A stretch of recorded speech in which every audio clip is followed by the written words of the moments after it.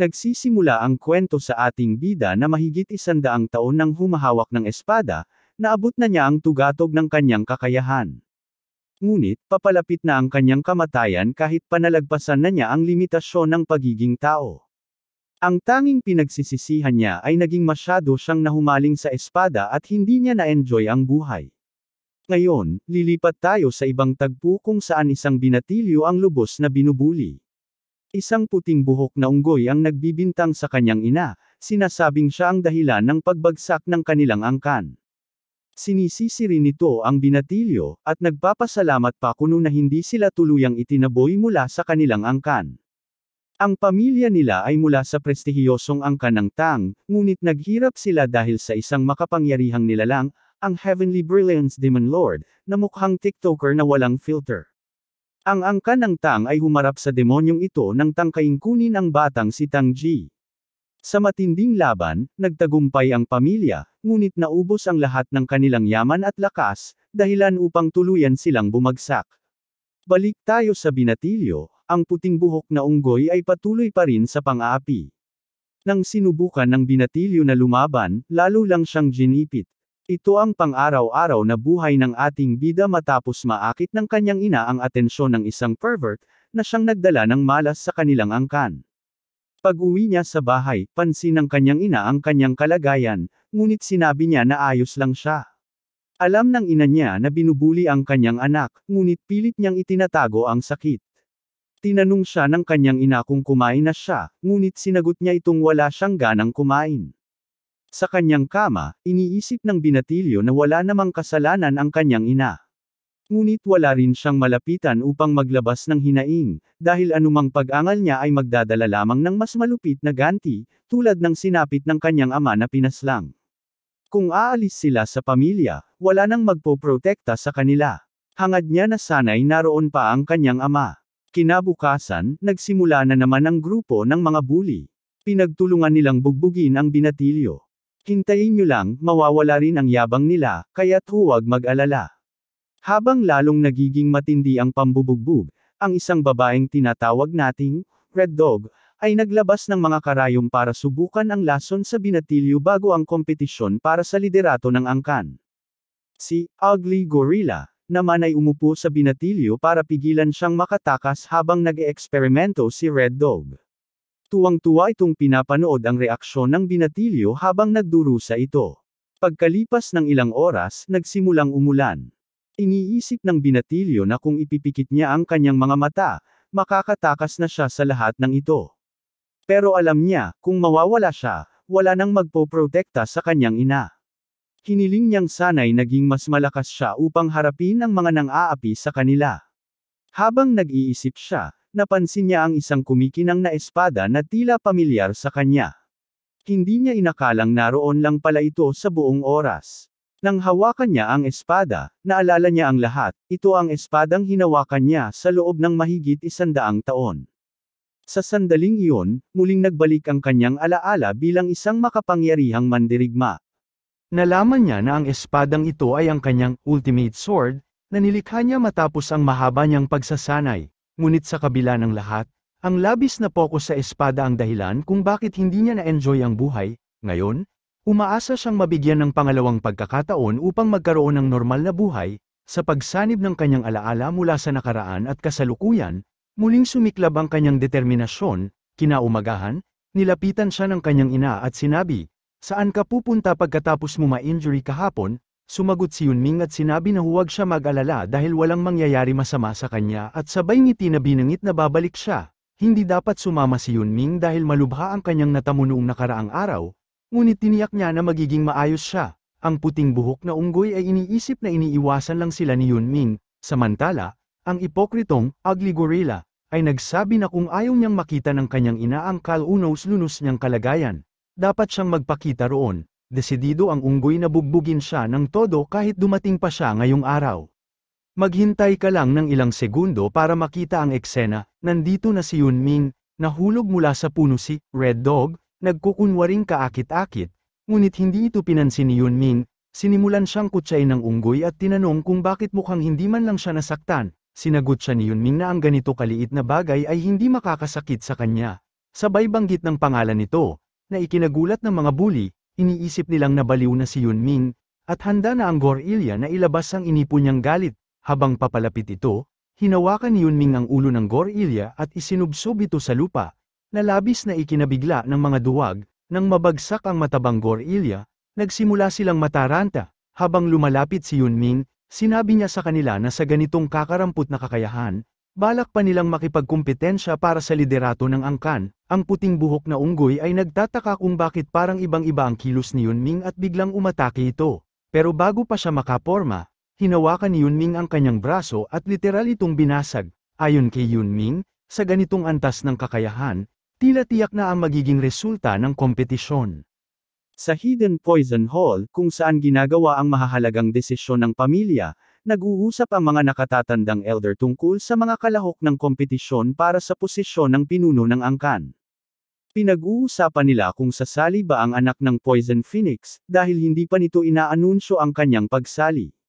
Samantala, si Yunming ay kinaladkad si Red Dog sa kanyang buhok. Iniisip ng mga elder na tanggalin siya bilang kalahok dahil madalas siyang mabuli at hindi nagpapakita ng anumang paglaban. Habang kinaladkad niya ang babae, sinabi ng ikatlong elder na kahit anak siya ng dating patriarka, hindi nila maaaring payagan ang sinuman na makasira sa antas ng kompetisyon. Sa kasalukuyan, isa lamang siyang pabigat sa pamilya. Biglang pumasok si Yunming sa bulwagan, na ikinagulat ng mga elder. Pinagsabihan siya ng ikatlong elder kung alam ba niya ang ginagawa niya. Kalmado siyang sumagot na alam niya ang kanyang ginagawa, dahilan upang manahimik ang buong silid. Ipinakita niya ang wasak na mukha ni Red Dog, na ikinagulat ng elder. Sinabi ni Yunming na matagal na niyang tiniis ang lahat, ngunit umabot na siya sa kanyang limitasyon. Hindi na siya magpaparaya. Dalawang elder ang nagtanong kung paano niya nagawang saktan ang isang kalahok sa kompetisyon ng liderato ng angkan. Sinabi ni Yunming na alam niya ang patakaran ng angkan, pinapayagan ang labanan sa pagitan ng mga kalahok. Tinanong siya ng ikatlong elder kung sinasabi niyang sasali siya sa kompetisyon. Malamig niyang sinagot, "Oo, sasali ako." Ipinahayag ni Yunming na sinunod niya ang patakaran ng angkan, binigyan ng gantimpala ang kabutihan ng 2 beses, at ginantihan ang kasamaan ng 10 beses. Dahil dito, wala nang makakapigil sa kanya. Ang mga elder ay pilit na pinipigil siya, sinasabing sinasamantala niya ang kompetisyon upang makalusot sa mabibigat na parusa. Ngunit, sa huli, pinayagan ng ikatlong elder na sumali siya, sa kondisyon na mananalo siya, kung hindi, haharap siya sa malupit na parusa. Sa gabing iyon, tinanong siya ng kanyang ina kung bakit siya sasali sa kompetisyon para sa liderato ng angkan.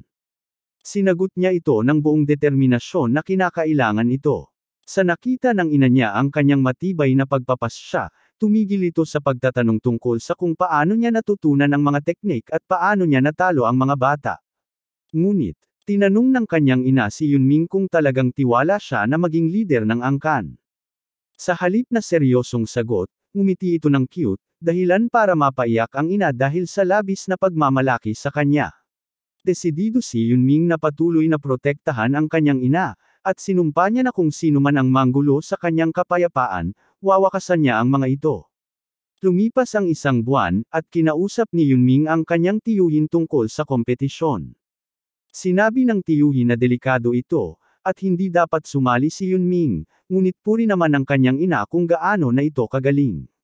Bagamat sumang-ayon ang tiyuhin sa sinabi ng ina, napansin din niya na nag-iba ng malaki ang ugali ni Yunming. Lahat ng ito ay dahil sa patuloy na suporta ng kanilang pamilya, bagamat halos mamatay sa pambubugbog si Yunming noong nakaraan. Dahil lumala ang sitwasyon, kinailangan niyang mag-intervene. Kasalukuyang nagkukulong si Yunming sa pagsasanay, habang tinatamasa ang masarap na luto ng kanyang ina at sinusubukang ayusin ang kanyang pilipit na chi veins. Dahil narating na niya ang rurok ng lakas sa nakaraan niyang buhay, mabilis niyang natutunan ang mga teknik anumang oras. Sa edad na 12, hindi pa lubos na barado ang kanyang mga meridian, kaya madali niyang maibabalik ang kanyang dating kapangyarihan. Kailangan lang niyang kumain ng maayos at lamaking malusog. Sa araw ng kompetisyon, nagpaalam siya sa kanyang ina at umalis kasama ang kanyang tiyuhin. Habang umaalis siya, napuno ng pagmamalaki ang ina at naisip na kung buhay lamang ang kanyang ama, tiyak na ganoon din ang mararamdaman nito. Maaga dumating si Yunming sa lugar ng kompetisyon, ngunit pansamantalang wala ang kanyang tiyuhin dahil abala ito sa mga preparasyon. Sa mga sandaling iyon, dumating ang isang grupo ng mga bully, nagsisigawan at tinutuligsa siya dahil sa pagsali sa kompetisyon. Habang iniisip nila kung paano siya didisiplinahin, bigla silang nasapawan ni Yunming. Napaakusa ang isa na gumamit siya ng nakatagong armas, ngunit nang tignan nila, isa lamang itong kalahating kinakain na rice cake.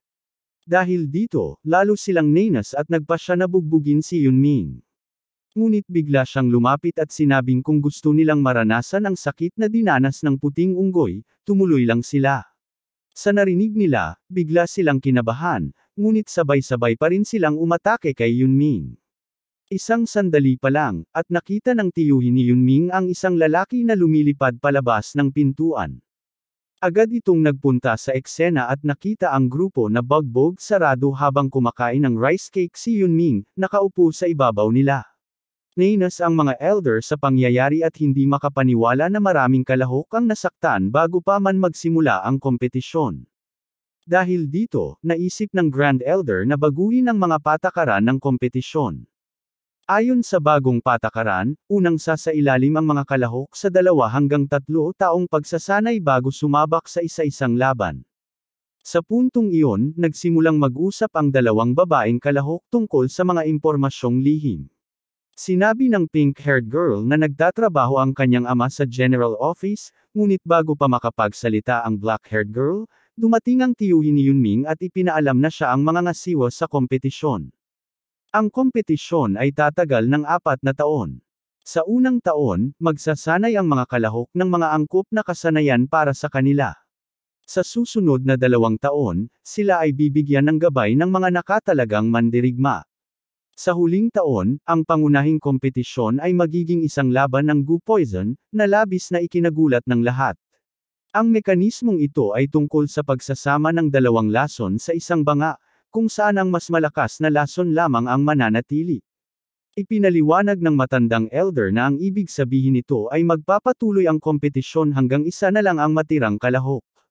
Bagamat orihinal na planong isa-isang duelo, binago ito dahil sa dami ng nag-drop out, at upang maiwasan ang mga karagdagang insidente. Nakatitig ang lahat kay Yunming nang marinig ito, at sinabi ng matandang elder na hindi ito laro ng mga bata, ngunit isang seryosong kompetisyon na mangangailangan ng lakas at talino. Mahalaga ang kompetisyong ito kaya't kailangan nilang itaya ang kanilang buhay.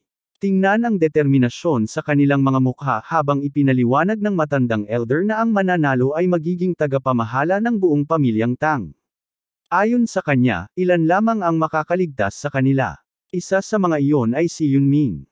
Sa gabi, sa teritoryo ng Black Death Alliance, may isang misteryosong lalaki na nag-uusap tungkol sa pamilyang Tang at ang mga balak nito kamakailan. Ayon sa kanilang mga especially ilang araw na ang nakalipas nang ang mga kabataan ng pamilyang Tang ay umalis sakay ng mga karwahe. Sa kasalukuyang kalagayan ng kanilang angkan, maaari silang alisin ng leader ng alliance anumang oras, ngunit pansamantalang hindi ito ginagawa dahil mayroon pa itong pakinabang sa kanila. Iniisip ng lalaki na kung may mangyayari sa mga bata, magdudulot ito ng hindi maibabalik na pinsala sa pamilyang Tang. Bagamat mahina ang angkan, sila pa rin ay isang banta na kailangang bantayan. Kaya't napagpasyahan nilang maghintay sa dilim. Ayon sa kanila, nagtanim na sila ng binhi at handa silang umaksyon sa tamang panahon. Habang naglalakad patungo sa lugar ng kompetisyon, sinabi ng tagapangasiwa na tatawagan sila gamit ang mga numero sa halip na kanilang mga pangalan. Bawat grupo ay may 4 na miyembro, at sila ay kabilang sa grupo 7. Ang babaeng may kulay rosas na buhok ay si Yuri, ang may lilang buhok ay si Mario, ang lalaki ay si Ian, at ang huli, bilang 28, ay si Yunming. Mukhang malalim ang iniisip ni Yunming, dahilan upang pag-alitan siya dahil sa pagiging tahimik. Ngunit naramdaman ni Yunming ang isang presensya, at napansin niyang tila may sumusunod sa kanila. Sinundan niya ang pakiramdam na ito hanggang sa makarating sila sa isang bangin na wala ng daanan. Mula sa loob ng bangin, may isang lalaki na nagtanong ng password. Pagkatapos itong maibigay, lumiwanag ang paligid at lumitaw ang isang bagong karakter. Tatawagan natin siyang Skinny Barbie, na siyang magiging katuwang nila sa kompetisyon. Dating kabilang ang Skinny Barbie sa 5 pinakamalalakas na angkan, ngunit bumagsak ang kanilang pamilya nang salakayin sila ng isang napakalaking pervert. Sa kabila nito, nakaligtas sila dahil sa suporta ng pamilyang Tang. Bilang kapalit, pinipigilan nila ang mga panlabas na puwersa mula sa panghihimasok sa kompetisyong ito. Nagulat ang mga miyembro sa pagiging komplikado ng porma sayon, habang iniisip ni Mario na tila may mali kay Yunming, dahil tila wala itong konsentrasyon. Kahit noong nasa karwahe pa lamang sila, sinabihan silang magpakilala sa isa't isa dahil magkakasama sila sa loob ng 3 taon. Nagpakilala ang iba at pinuri si Yunming sa kanyang lakas ng loob, lalo na't dinasfigured niya ang mukha ng pulang aso, na apo ng isang elder. Sa isang medyo bastos na tono, sinabi ni Yunming na hindi niya responsibilidad kung bakit nauwi sa Gu Poison match ang kompetisyon. Sinabi ni Yuri na hindi naman ito ganap na kasalanan niya, ngunit tila may sasabihin si Mia, subalit binaliwala siya ng lahat. Sa mga oras na iyon, napansin nilang nawawala si Skinny Barbie. Habang iniisip ni Mario kung paano sila naipit sa porma sayon, napagtanto nilang posibleng naligaw rin si Skinny Barbie. Sa kabilang banda, isang pangit na karakter ang nagyayabang na wala silang paraan upang makatakas mula sa porma sayon. Natatawa siya sa pamilyang Tang at iniisip na napaka-pathetic ng mga ito dahil kayang-kaya niyang hawakan ang buong grupo para sa isang bata lamang. Nang biglang magbago ang porma sayon, nagulat siya nang literal na wasaki ni Yunming ang sistema. Sa takot, napaisip siya kung paano ito nagawa ni Yunming. Lumapit ang grupo kay Yunming at tinanong kung paano niya ito nagawa.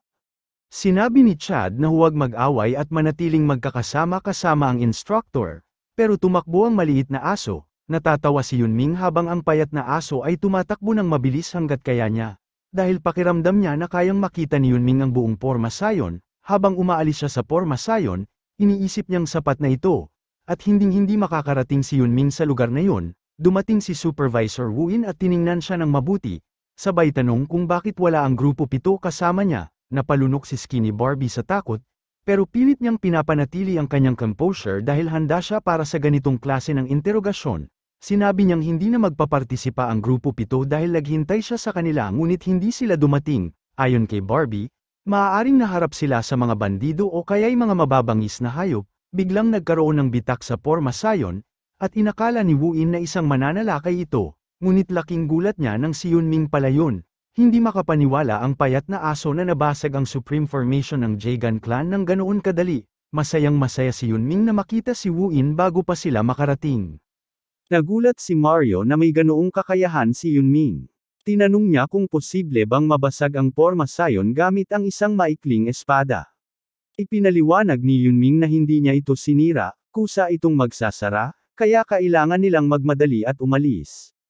Tinanong ni Won kung sila ang mga kalahok, at kinumpirma nila ito. Napagtanto ni Won na si Skinny Barbie ang nagsabi na inatake sila. Sinabi ni Yunming na maaaring nagkamali si Barbie, at sinabi rin niya na dahil sa tulong nito, natagpuan nila ang tamang daan. Nagulat ang iba kung bakit nagsisinungaling si Yunming. Ayon sa kanya, siya ay sumusunod sa utos ng pamilyang Tang, kaya mananatili itong hinala lamang. Ngunit pagkatapos ng kompetisyon, kung mapapatunayang sangkot ang Jiggle Clan, buburahin niya sila mula sa ugat. Dahil dito, tumakbo palayo si Barbie sa takot. Humingi ng paumanhin si Won sa abala na kanilang naranasan at formal na ipinakilala ang sarili bilang kasapi ng Bango Brigade. Ayon kay Mario, matagal nang nawala ang Bango Brigade. Dati silang puwersang militar sa ilalim ng batang lider ng pamilyang Tang, at bawat isa sa kanila ay kasing lakas ng isang dakilang pinuno. Ang dating pinuno ng angkan ay ang ina ni Yunming. Bago pa magpatuloy ang usapan, tinanong ni Yunming kung bakit hindi na sila bahagi ng pamilyang Tang. Ipinaliwanag ni Won na maraming taon na ang nakalipas, lumaban sila sa Heaven's Brilliance Demon Lord upang protektahan ang kanilang amo. Gayunpaman, madali silang natalo. Dahil hindi nila nagawang protektahan ang kanilang amo, itinuring nila ang kanilang sarili bilang mga makasalanan. Ayon kay Won, ang unang taon ng pagsasanay ay autonomo, at ayon sa kanilang performance, maaari silang makakuha ng martial arts scriptures at sandata. Tinanong ni Yuri kung ang maalamat na teknik na 10,000 Heavenly Flower Rain ay ibibigay sa kanila. Sinabi ni Won na ang teknik na ito ay para lamang sa magiging batang lider ng pamilyang Tang. Kahit hindi ito kumpletong martial art, ang asensya nito ay naipapasa mula sa mga elder. Narinig ito ni Yunming at naisip niyang parang katulad ito ng sword control technique. Maaaring magaya niya ito hanggang sa isang antas. Sinabi ni Won na ang mananalo ang makakakuha ng asensya mula sa mga elder, paisa-isa. Matapos ang paliwanag, sinabi ni Won na maaari na silang gawin ang gusto nila.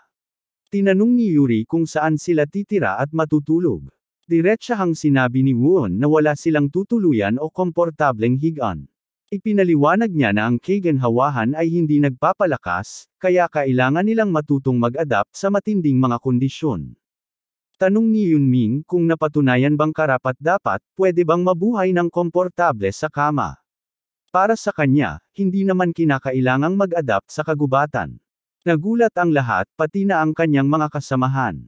Gulat na gulat ang mga kasama ni Yunming sa narinig nila.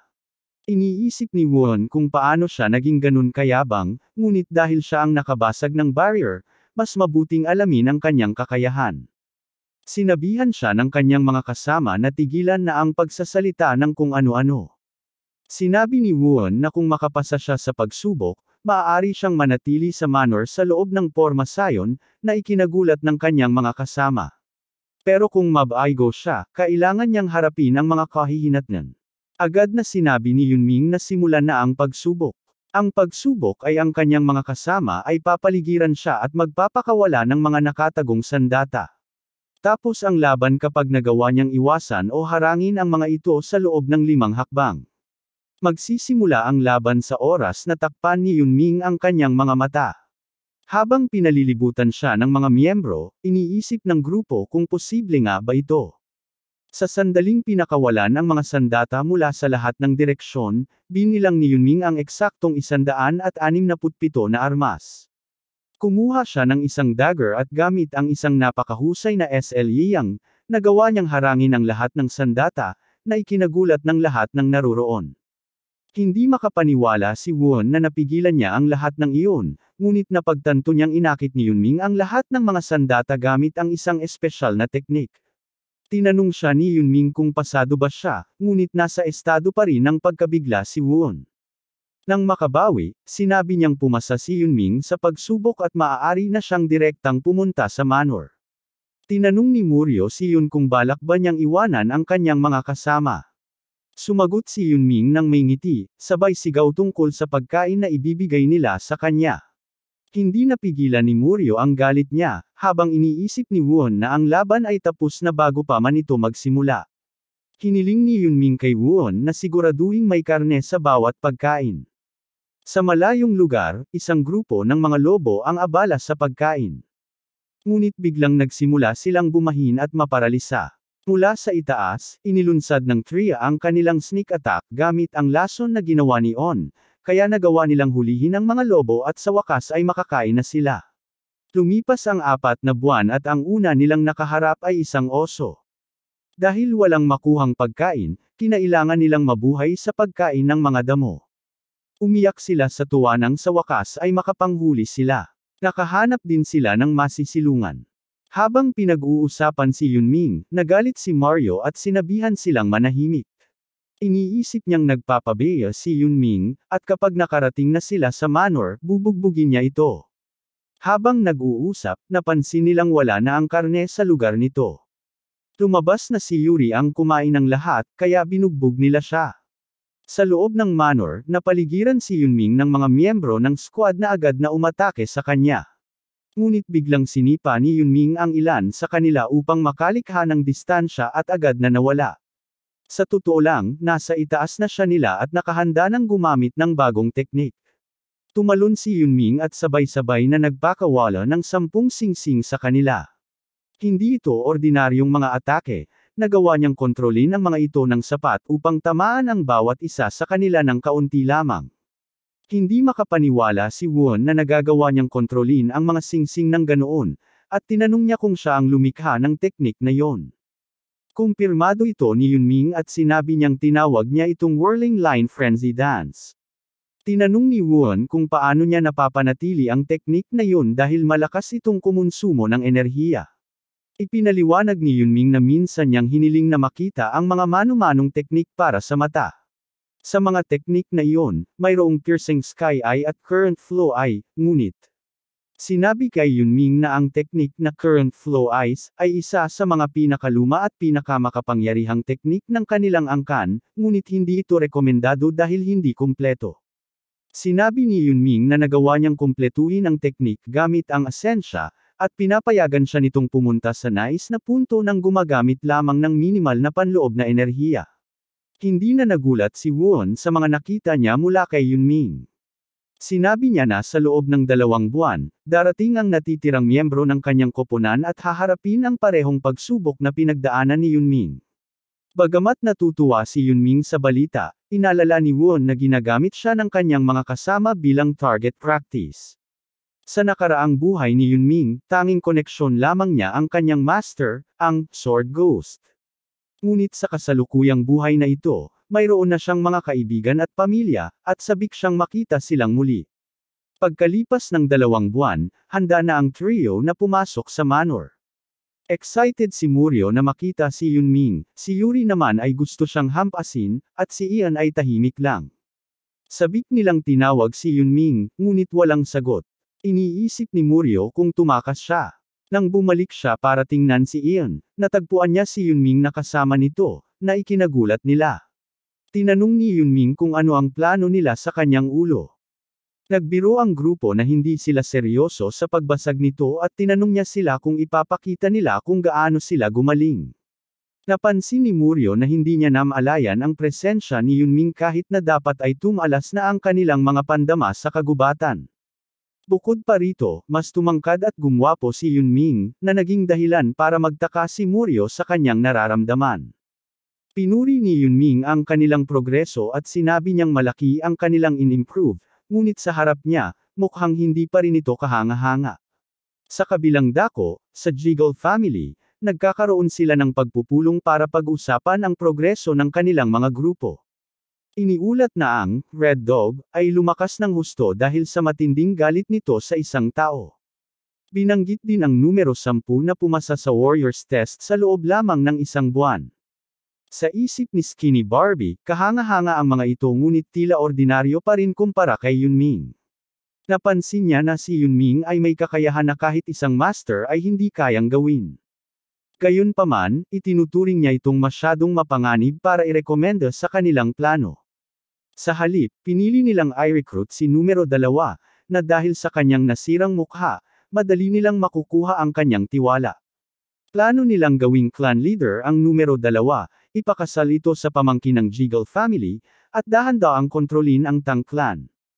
Ngunit iniisip ni Skinny Barbie na kung mabuhay si Yunming, maaari niya itong ampunan at tuksuhin sa posisyon ng batang leader ng Jiggle family. Sa manor, dumb-obol ang kanilang pagsasanay, ngunit walang tatalo sa kaginhawaan ng pagtulog sa kama. Samantala, si On ay pumasok sa kwarto at nagbanta na papatayin si Yunming.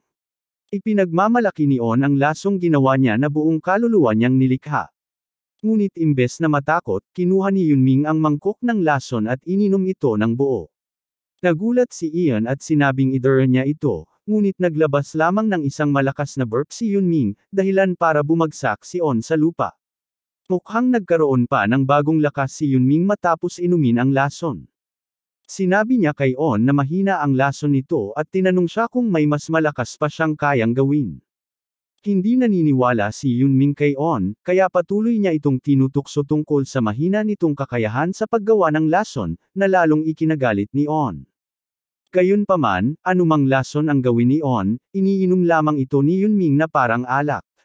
Ang mga lason ay hindi na umaapekto sa kanya, at iniisip ni On na baka immune na si Yunming sa lahat ng uri ng lason. Paliwanag ni Yunming, hindi siya talaga immune, ito ay dahil sa teknik ng kanilang pamilya na tinatawag na poison refining madness.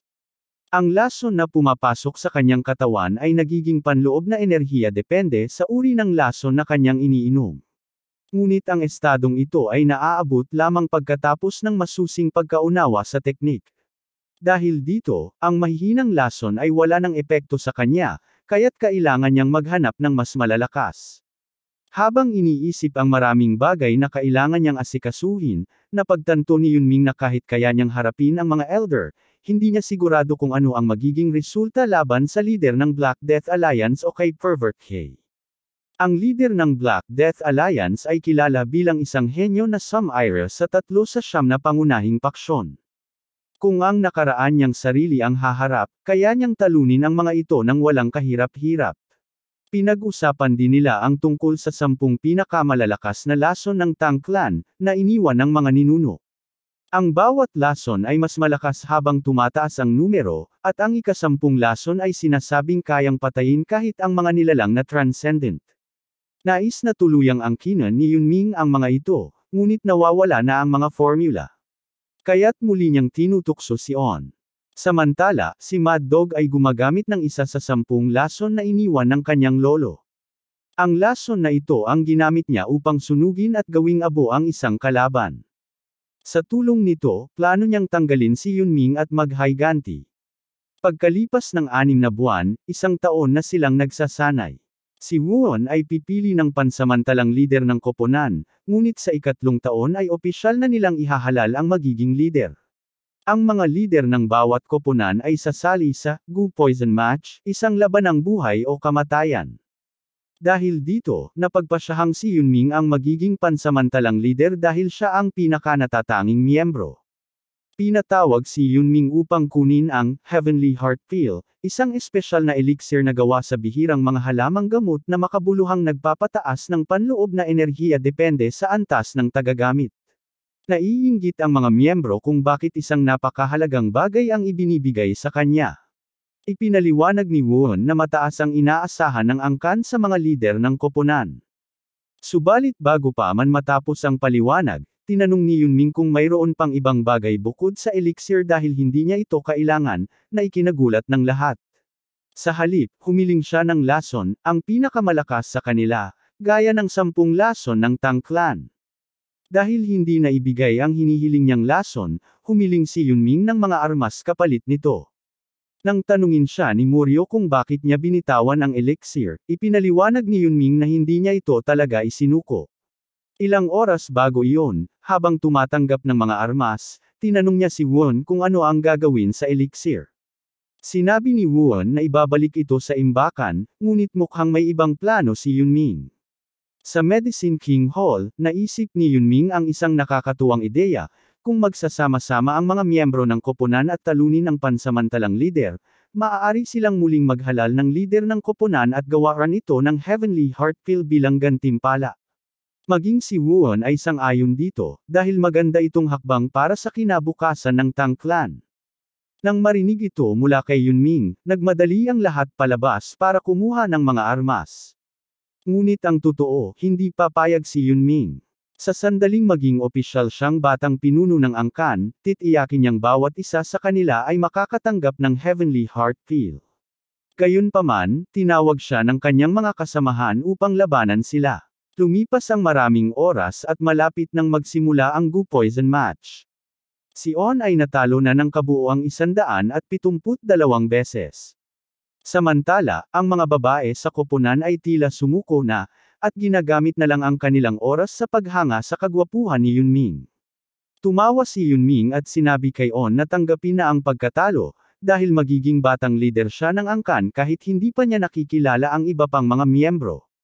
Ipinahayag ni Wuon na opisyal ng si Yunming ang leader ng Team 7, at kinabukasan ay magsisimula na ang Gu Poison Match. Ipinapaalala ni Wuon na sa ibang koponan, nagkaroon ng mga diskwalifikasyon at maging pagkamatay, ngunit lahat ng miyembro ng Team 7 ay ligtas at buo pa rin. Ipinaalam din niya na sa labanang ito, lahat ng uri ng lason ay pinapayagan maliban sa 10 pinakamalalakas na lason ng Tang Clan. Pinayuhan niya si Yunming na ibigay ang lahat ng kanyang makakaya. Kinabukasan, inabutan ni On si Yunming ng isang lalagyan na puno ng pinakadelikadong lason. Binalaan niya si Yunming na huwag itong ituring na parang baon sa tanghalian. Hiniling din ni On na mangako si Yunming na makakalabas siyang buhay mula sa laban.